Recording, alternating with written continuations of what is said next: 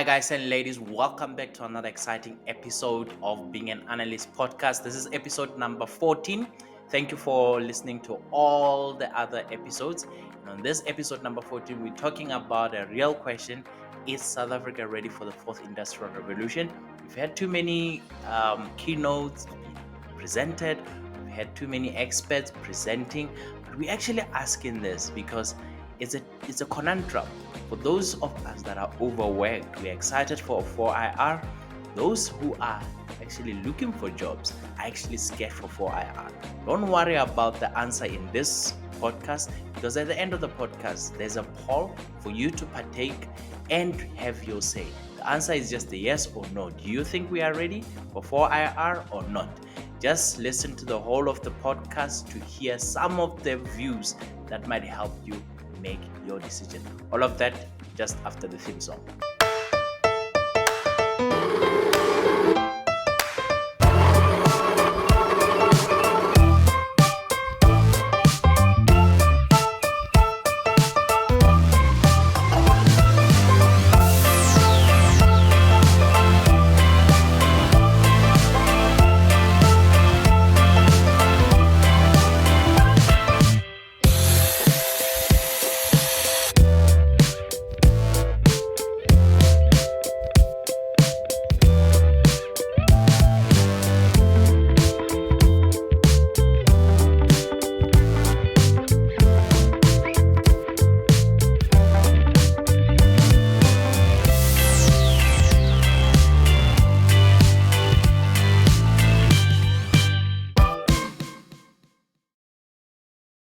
In order for us to guide you towards that final answer, a yes or a no, it's a very simple answer. We're going to be discussing 13 things. Yes, I know episode number 14, we're discussing 13 things, but these 13 factors can really help us slice down this question into different perspectives. The first one that we're looking at is the urgent need for human capital investment. Human capital is actually you and I, people. We need to invest in people, especially when you're looking at the skills that are needed. But also, with that being said, we are cognizant of the high unemployment rate. The registered, levels are sitting around the levels of the 30th. I'm hoping by the end of this year we don't go to 40%, the registered one, which is always a conundrum to say, hang on a second, we got all these people that are unemployed, and we got this technology that we cannot say no to. It's coming. What are we going to do about it? So, as much as we had all these reports, they always underscore the critical importance of investing in humans like you and I, human capital. Also, when we go to the second one, is we are looking at the complex unemployment challenge, because not as much as just looking at the unemployment investment, we have a challenge here where people are actually giving up looking for jobs. So if we include those ones that have given up looking for jobs, we're looking at around just over 40%, let's say about 50% of the workforce, people that can actually work, actually have given up on looking for a job in South Africa at the moment. Also, looking at that one, going to the third factor, which is immigration of skilled workers. I think this was a conundrum, and I presented in our latest, the last time when I was doing a strategy session. And the issue is the statistics. South Africa also estimated that the huge number of people that are skilled, that can actually help us to actually weather the storm of 4IR, are actually migrating out. Lots of people from outside, other countries are poaching them. Why? Because we are cheaper. The rent is weaker. I mean, sitting at almost 20 rents levels. So the rent is weaker. If you're looking for a million, 2 or 3 million rent salary, that translating into dollars becomes actually just over about 120,000. That's what everybody else can afford. So they are coming over that side and they are poaching all this expensive and valuable skill set that we are trying to harness on. So all of that is also another factor, that as much as we invest in these people, as much as the education goes in there, these people, they become, easy target to immigrate with all of these skills. I know a lot of people are actually thinking about immigrating. So we need actually a comprehensive strategy to retain people that are professionals. It is beyond us, but it needs to. We have to have a plan in place. The fourth one is the vulnerability of fourth IR. So as South Africa, we know that the World Bank took out the report and it said South Africa is one of those countries that are vulnerable. We're gonna be heavily impacted when 4IR starts in full force. Things can start getting automated. People like you and I mean, if language modeling starts to take analysis to another level, and they don't need a human analyst anymore, we're gonna be heavily impacted. And one of those things were highlighted by the World Bank's Human Capital Index figures in 2018. So probably the latest report still highlights more or less the same thing, because not much has changed ever since then. Number fifth factor, we're looking at misalignment between economical opportunities and citizen skills. As much as we can sit here, the other time I was excited around 2020 when they announced that um, WhatsApp is not going to be allowing people to sell on the WhatsApp marketplace. I was like, this is the answer that we're looking for. But as we sit today, 2013, 2014, as we've seen in those years, not a lot of small businesses are selling on WhatsApp. You still send a message, and somebody, whenever they have the test, then they can contact you. So that's still also an opportunity. Despite all of these economical opportunities, the South African skill set still doesn't match up to all that. So we can't take the full advantage and of the potential benefit. We can only tap into a little bit, but not fully into it. Like we said earlier on a number three, to say all the people that has got the potential to do stuff are being pushed by international market. So on number five, we are looking at the misalignment between economical opportunities and citizen skills. Going to number six, we have this also problem, huge problem that we're also trying to address. It will answer also number one. It's a lifelong learning and skills stacking. Most of us, when we say, I normally tell a lot of people that I have 7 university qualifications, not just certificates, but proper degrees, honors, masters, and people get a shock because in South Africa, not all of us have got this lifelong learning mindset. That I think I'm one of the weird ones that we have embraced this lifelong learning mindset, but not a lot of us have taken that one. As long as you have the first degree, a second degree honors, you are ready, you are set. You're gonna become a director or an exec somewhere. You don't want to go on and learn. From that time, you're just learning, studying novels and not academical or embracing new skills.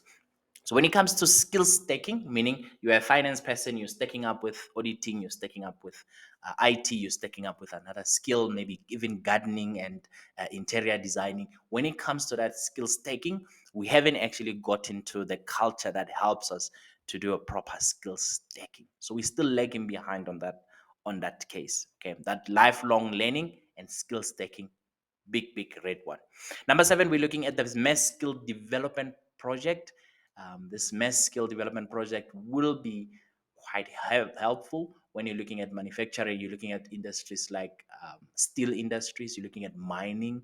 You're looking at probably the brewery area, because that's where, when you have even the car assembly areas that are in the Eastern Cape, Port Elizabeth area, because that's where the robotic arm will probably be, introduced. So when you have to, these big projects, we need a significant investment in projects that targets mass skill development in manufacturing, agriculture, tourism sectors, to prepare all of us for fourth industrial revolution. Even in agriculture, we've seen very nice, interesting videos of machinery that can actually harvest and already does the cleaning of the crop. I don't know what's the proper technicalities, but it cleans the crop, and the crop from there, it's ready to be packed, only being driven by one person or two people max. So all of that huge people that used to be involved do not need to be involved anymore, because now we only need one person or two people to actually take this thing to another level. So it's a huge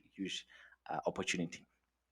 On number eight, we're looking at cultural shift towards reskilling. Like I said earlier on, we still need to stress the importance of national culture towards reskilling. A lot of us, we thinking, I'm an accountant, I'm just gonna die as an accountant. I don't want to reskill, I don't want to learn IT. I feel like IT is a threat, my kids will learn IT. Or we don't want to reskill and become interior decorator designers from our accounting or finance degrees. And that's huge challenge, and it's going to require collaboration across just society, not just the government, but it's a societal issue. This one that we need to encourage a lot of individuals and sectors to approach upskilling and continuous process much more seriously or much more aggressively, because right now we are still taking our time to actually even think about reskilling. Those people that are reskilling, I mean, I don't know about now, but I remember as we started 2008, started working 2009, 2010, there was a lot of my peers that were, trying to reskill, dabbing into sales, trying to sell like the Amway, the Tupperware, the Avon on the side. And we were always like, actually earning enough for you to be dabbing into sales. But it was not about them dabbing into sales. It was them learning the sales skill using either a Avon or a Tupperware product or a Lemogen product, so that they can learn the new skill instead of them opening up a shop. Right now, even if you have the sales skill, it becomes easy for you to open up any other business, because sales is the most important part. Number nine, that everybody else knows, and we are agreeing to it, it's the issue of educational system redesign.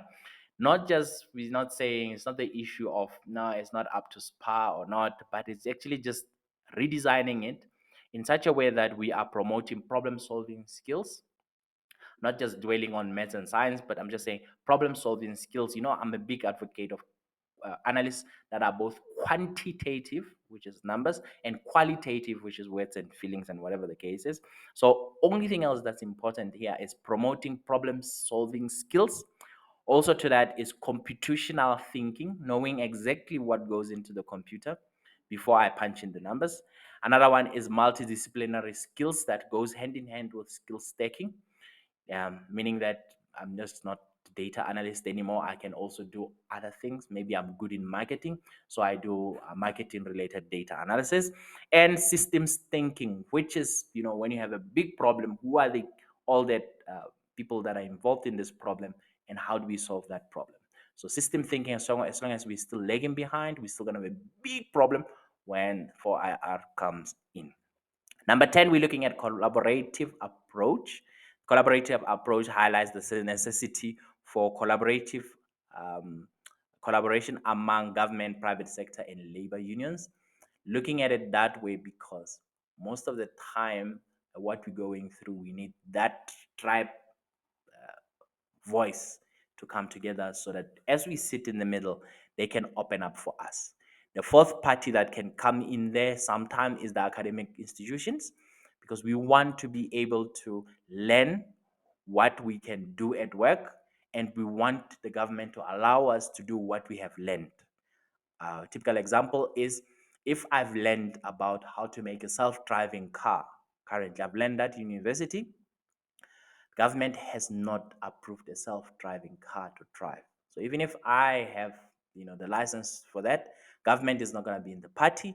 The labor union might be saying, where you are assembling this car, maybe all the parts are coming from Germany or they're coming from the US. Labor unions might also say, no, we're not going to support this. And it's going to be a huge challenge if I'm just operating on the private sector. Collaboration between the private sector, which is me opening up a business, plus the educational sector, which is me making use of all the research that's just sitting in university. If the labor unions and the government is not coming to the party, whatever 4IR good ideas that we come with are really not going to see the light of day. So we need all four of this, not just the three, but all four of this: government, private sector, labor unions, as well as academic institutions, to come together and help us, find effective ways of implementing 4IR. Number 11, we're going into government prioritization. This is where we are asking government to actually redesign the human capability development ecosystem, where we are linking employees to productive and decent work based on international labor policies. So I think in this case, we are trying to really say it's good for, when we're doing globalization, that the job sector could come down here, but we don't want to find ourselves doing the work that the rest of the world doesn't want to do. But we want to be able to be doing work that has got meaning. For instance, if in the 4IR system, We don't want to have, say for instance, we want the lowest, like we are cleaners of those data centers, but we want government to help us so that we can, when they procure, when we the other countries want to procure our skills, they can sell the skills that are equivalent to that. We also want to be, database technicians and engineers and all of those things that are equivalent to what somebody else in San Francisco would be doing, somebody else in Kenya would be doing, somebody else in probably in Hong Kong or in Japan will still be doing in China, in India. We want to have the same basis. In this case, that's where I think government prioritization will be quite key when it comes to that side. Number 12, we're looking at the role of stakeholders. Yes, in system thinking, I've touched, you have all the other stakeholders all around, but we're looking at, um, what is the role of all the stakeholders in terms of our implementation. We outlined the specific roles for different stakeholders, and including private sector, labor unions, academic institutions, and we see how can we fast track and adapt 4IR. All of this stakeholders, they have to play a part in a way, not just saying, hang on a second, it's just a collaborative approach. We collaborated and we stopped there, but they have to have a role in playing, making sure that if we're saying academic institutions, you need to start teaching from live presentation instead of outdated books. I mean, maybe it's how it's supposed to be done, but some of the, because considering that 4IR is not new, it's actually quite old, some of the learnings might still be coming from 30-year-old books. It doesn't mean that we have to have the latest, fanciest, and the flashiest book in front of you. You might still get most of the stuff from old books. So the last one that we're going to be looking at is the framework. I love most of us that have done research. All they want from me is the framework.